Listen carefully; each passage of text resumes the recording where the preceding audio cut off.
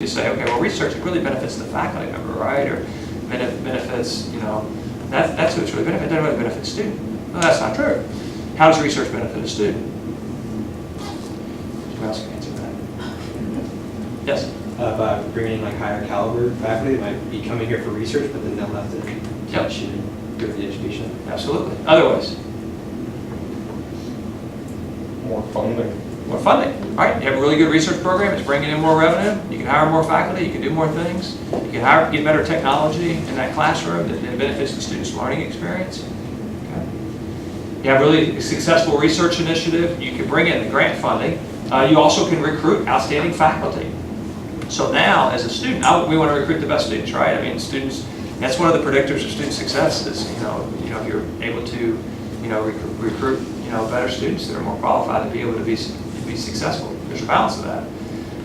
We'll go into a totally separate conversation. But then if you have outstanding faculty that aren't doing the cutting edge research, then students are going to want to go to school better. You know, particularly when you get to the graduate level, and especially in the sciences, the STEM areas, technology, math, because then that's going to help them to be more marketable when they leave. So, and then it enhances, because they're cutting edge, it enhances the learning experience for the student. If you all were in a class and you know, you were talking to somebody who was, you know, in charge of student affairs 20 years ago, and they hadn't done anything to stay current in the field, you know, and in the literature, and you know, you have faculty that are not necessarily practitioners, but they have to stay current in the research and the writing, and that's how they do that. And if they're not doing that, then that diminishes the value of your educational experience.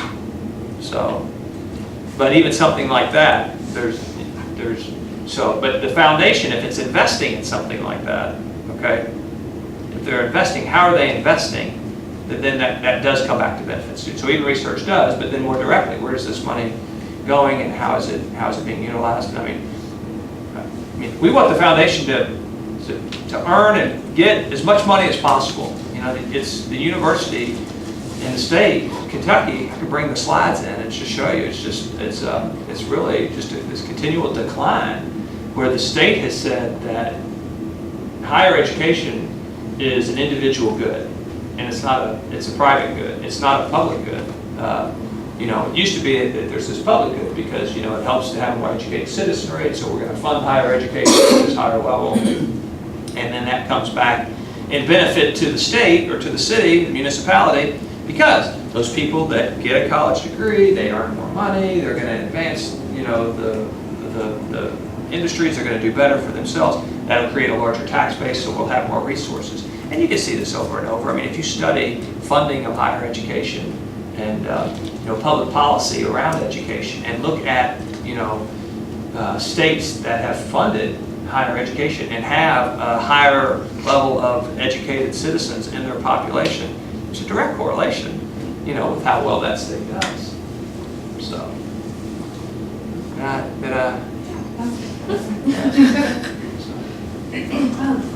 think you kind of touched on this in some different ways, but going back to student advocacy, I was just curious how you see your role in students kind of agitating the system. So part of my question stemmed, there's a forum last night with the police chief and Urban Copy and the president of the Urban League. And there were people there from Black Lives Matter, and the police chief was trying to respond to their questions. He was kind of riding the party line, and at a certain point they were just screaming because the questions weren't getting answered. And at a certain point you just have to agitate and disrupt the system. And so how do you see your role in terms of students being able to, because a lot of stuff has happened on U of L's campus in the last couple of years, like you said, so how do you, rather than just trying to keep the peace, how do you promote positive agitation of the system in ways that are beneficial for students? you know, there's multiple ways, and sometimes that could be involved in student government, and sometimes that's not part of student government. And so I think some of that is relationship pieces. So do we have faculty, do we have staff, do we have administrators who can connect and who students can trust, and so that they can go to for advice? And what we should do, and I said the piece about the free speech before, we should be trying to regulate that. So every year I will have people who come to university leadership and it gets funneled to me or come directly to me who say, I want you to not let this group do this or have this speech that occurs. So you got to be really careful that you are making decisions in a content neutral manner. And that gets back to this free speech piece. And then you let students be able to have their voice, but I think you try to be able to create these ways that they can connect with others on campus, faculty who they trust and who they can communicate, who can help to advise them and support them. And then you try to inform and open up lines of communication. So, okay, well, we want to hear what your concerns are. So how does that impact the university? And so you want to be able to have a good, positive dialogue. One of the things, it's kind of just a universal truth, but it needs to be a truth within your interaction, is treating everybody with dignity and respect. Okay, because where I've seen that this really breaks down is if a student is that passionate about something, it's great, they're that passionate about something, okay? And may that thing that they're championing, just like I said before, where you're smoking, no smoking, weapons on campus, no weapons on campus, okay? Are you going to come in and say, this is right, this is wrong? But you have to let them be able to have their voice and listen to that and create this dialogue and say, well, what are you really asking and what can we do? And if that breaks down and if people feel like that there's not this willingness to listen, then I think that's where it's really problematic for a university. So that's helping to be able to advocate for that, helping students to be informed about what the balance is, Okay, so we've had students protest on this campus and say, okay, you can do this, and this is how you can do this, and this is how this could be able to be successful. And then balancing that too, because sometimes we'll have somebody who is with a student protest from student affairs. A lot of times it's a student affairs practitioner who's there because we don't want it to be the police. It's not this police, it's our students. They're having a protest, so that's great, let them have a protest. But also sometimes you may have a random person at the university who says, who wants to jump in and try and regulate that. So you also have to balance from somebody else saying, and jumping in that, say, no, this is something, students are able to do this is, within their rights to be able to do this. So that's trying to create that space to be able to allow that to occur.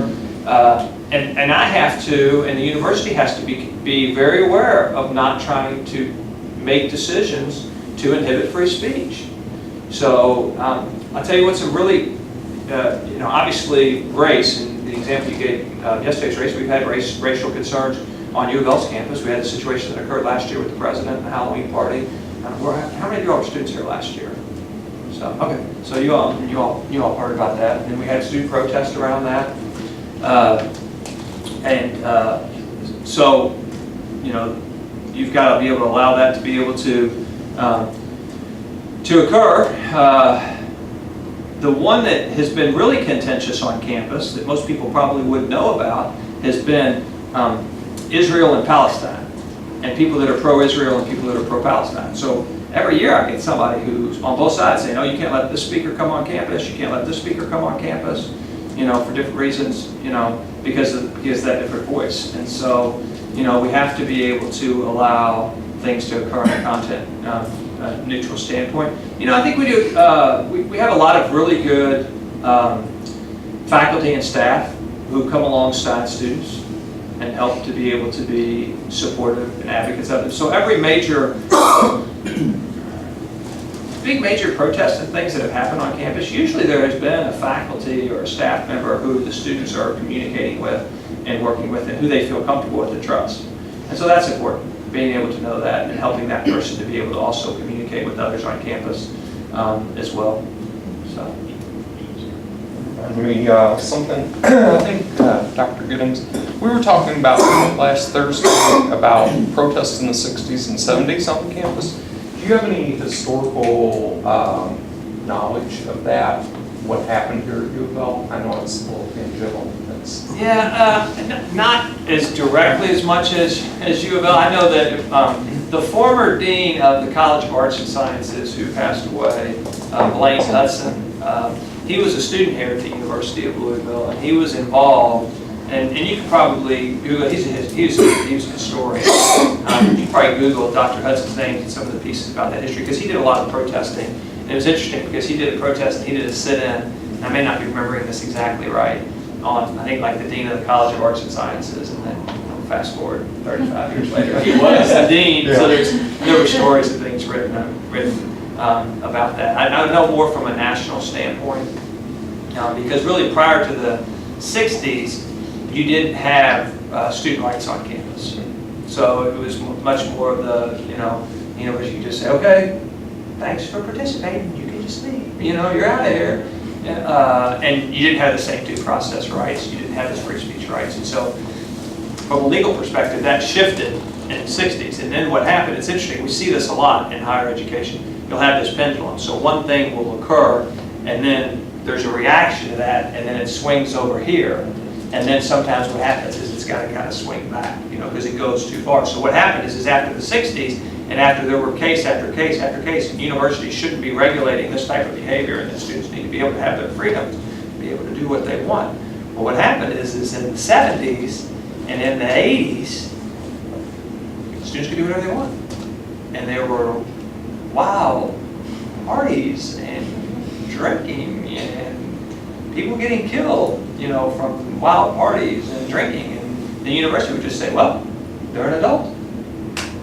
They made that decision to get really drunk and have that party in the residence hall and, slide down the steps, and have a beer slide, and the person ended up,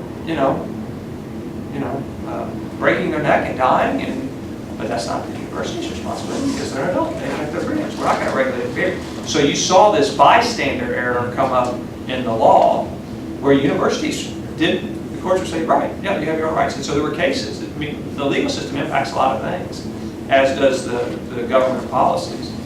And so then universities just kind of kept their hands off more. When I was a freshman here at U of L, we could have cake parties at, on campus, and you would advertise, we're having a cake party. And then my sophomore year is when they started saying, oh, you can't advertise that cake party, but you still have beer. I mean, so then things have changed. But why have all those, you could have beer, you should have cake parties, BYOB or whatever. But we would have the university officers block off the quad, and everybody would be drinking in the quad. Just drinking, having your red Solo cups and drinking and going from different place to different place. And that was part of the culture.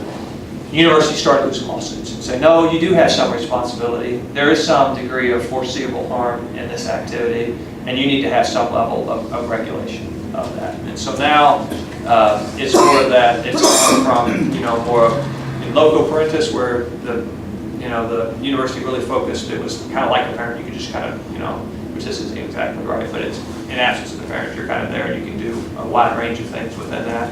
To being more of this bystander error, to now where it's kind of a little bit more of a facilitator error. So we need to make sure that students know the risks. So if you're going to join a Greek organization, we want to let incoming members know what are our hazing policies. Okay, what are our policies that you know that you are not supposed to be connected to this, and if you do, then you need to report this. So we need to facilitate that risk. We need to let students know what are your resources if you've been sexually assaulted. What are different concerns? So there's more things. Clery reports. So we have to put out there what are our safety standards. So there's more of these things where there's more transparency and more accountability on the university, and we do have a duty, legal duty, if we know of foreseeable harm, to try and reduce that risk to students. So it's kind of an interesting piece. There's a really good book, Rights and Responsibilities of the Modern University. You should put it on your list. Probably. Let's take the higher level class. But I thought the higher level law class was a supplemental text. But Bickle Lake Rights and Responsibilities of Modern University, and they do a real good job of breaking down the different histories and how civil rights came to campus, and how that changed things. So, and we've experienced really a resurgence of activism on college campuses. So going back to your question, I mean, we've seen this, and when I really saw this, I was still at Radford, and social media and Facebook was just starting, and really at that time it was all domain specific to the college, and so you would have your Facebook, and you would only be connected to people at Radford, is how that originally started working. And so, but then we had a protest at Radford one evening, and it all started on Facebook. And so what I think happened is that there was this time period where you didn't see as much activism, but now students are able to say, oh, I agree with that person's idea, I agree with that. And they use social media as a way to find other people that agree with them. And then there's this call to action. Say, okay, well, we all think the same way, so then let's do this. And so social media, I think, has played a big role in kind of helping to revitalize activism on campus. So. All right, let's see. I was going to go. Oh, I've gone overtime. You're fine. So, okay. The only other thing I'll mention is one of the things that I've really tried to help SGA with is we do a lot of work on strategic planning at the university, as we should. Any organization should really do this. What are our priorities? How are we trying to be able to accomplish our priorities on a college campus? And, what are the different metrics? So for the university, we want to have a 60% graduation rate. Okay, or we want to have this many students graduate. Be able to, whatever those different pieces are, this many PhD students. So that's the university. And one of the things that I've been thankful for is that our SGA at U of L has come along and had their own strategic plan. And it's the SGA version of the 2020 plan. And it's been modified and it's been changed, but they tried to lay out, these are things that we think that are important to SGA. Because I shared a little bit of the the cycle of shared governance and how really you don't have long windows, that there's a lot that happens. People start to get together in September, and then October, November, okay, there's a lot of work that's done, and then you get into late November, December, it kind of trends off, and you get back into January, everybody's kind of getting started in January, and then February, March, and then spring break, and this is off. So you have those windows. Now, I mean, the university is still functioning, there's still shared governance elements that are during those periods of time, but they, by creating a strategic plan, were trying to able to have some continuity. And because a lot of times you could have, okay, well, this SGA we're running on having a bowling alley in the basement, and this SGA is running on, well, we want more tickets for students for athletic events, and we want better seats, and this process, and then this SGA is running on, we want lower tuition, lower fees, and so then it's kind of always jumping around. So they tried to be able to have some more continuity and accountability even for themselves, that one could carry that forward. The reality is any SGA doesn't have to carry forward what the previous SGA did. So they could have passed that plan and future SGAs could have gone, I don't really care. And there's a mix, and they're taking a pick from that, what they see as a priority for that year. But that's good for SGA to be able to have some continuity. And then there's also, just for whatever you're doing in student affairs, you all need to be thinking about, as you all are future leaders, how do you all plan your work? It's really, I can't remember whose book it was, but they talked about how much time you spend on the tactical operational pieces and how much time you spend on the strategic pieces. So you got to figure out ways at times to be able to think about the strategic, because it's very easy to be consumed by the busy bee working time, and I'm just doing these different things. But you got to pull away and do strategic. I heard of one university president, I don't remember which one now, but he had 1 week they would have a staff meeting that was tactical operational. So these are the objectives, these are the different things that we need to accomplish, and then they would have the next meeting be the strategic meeting. So they're talking about, okay, what's our strategy? What are we trying to accomplish? What's the why?